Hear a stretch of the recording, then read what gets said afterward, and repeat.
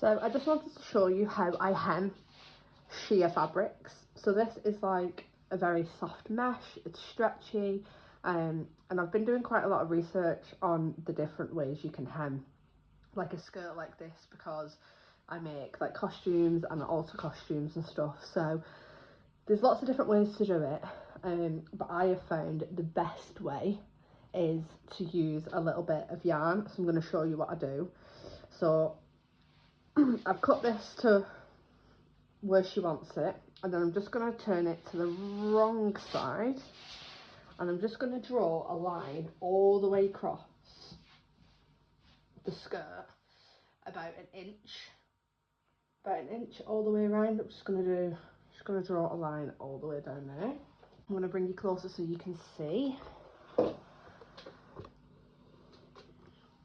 So I'm just going to draw a line around an inch away from the edge. That's just going to go all the way around.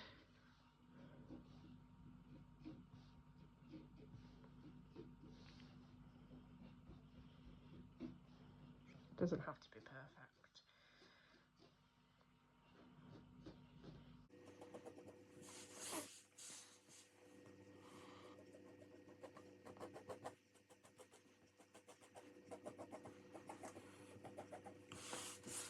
And then I'm going to get, I am using embroidery thread, and I'm using a red one because it matches nicely with the dress.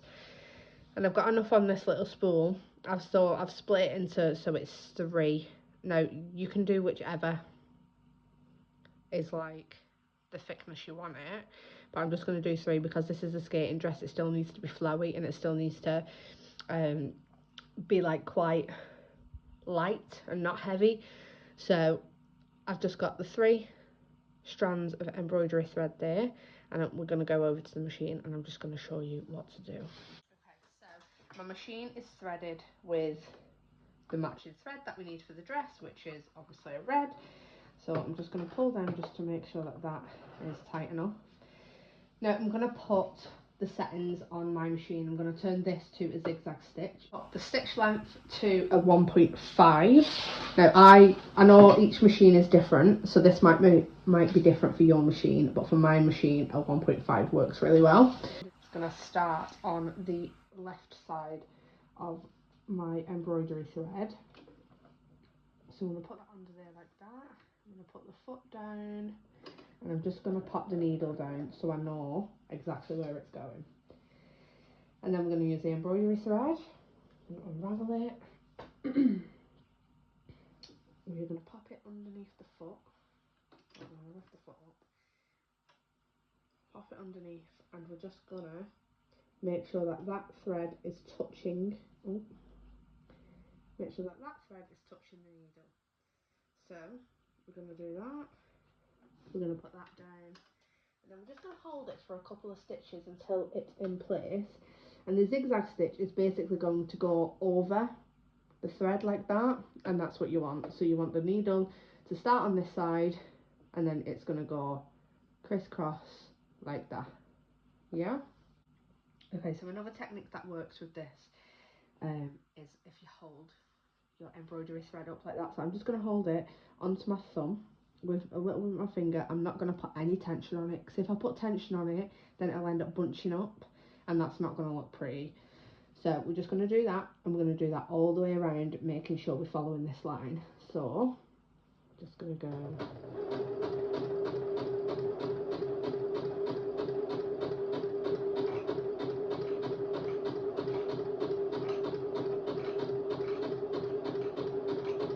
So it currently looks like this, and I'm going to press it so it's like that, as close. Like you're going to fold it basically on the seam that you've just ironed. So I'm just going to do that.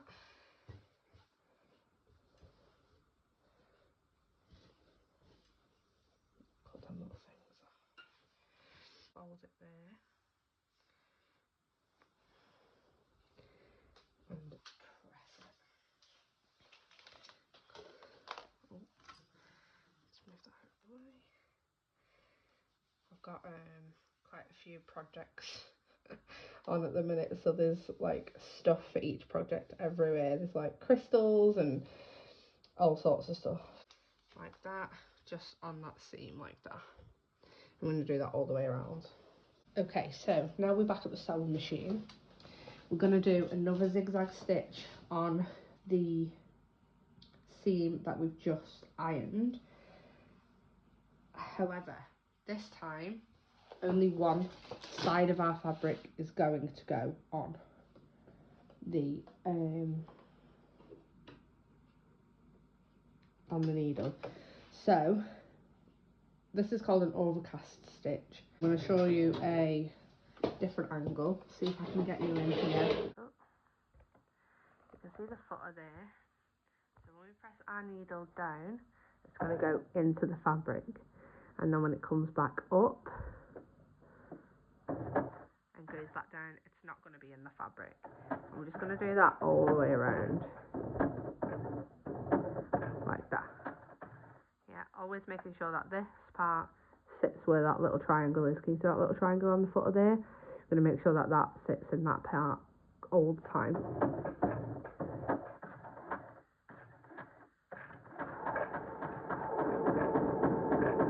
Okay, we're going to do last step is just to cut the excess off and then press it so it looks nice and pretty again. So I'm going to show you how I cut this off. I just stretch it a little bit like that.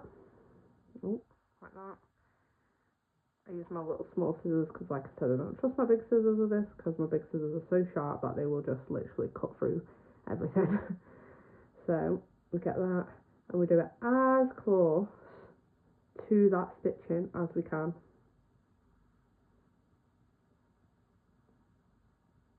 Like that. Yeah. So on the inside, when you iron it, it'll look like, it'll look like that. And on the outside, it'll look like that. So I'm just gonna, I just use a tiny little pair of scissors. You can get a special pair of scissors for this, but I prefer not to spend lots of money on tools that do the same thing as something like this does. Although it would be a lot easier, I will say. But yeah. So I'm just gonna cut that all the way around. Now this is quite a tedious part because you've got to make sure you're cutting it as close to that as possible without cutting the thread. And if you cut the thread, then you basically have to start all over again. That's really quite annoying.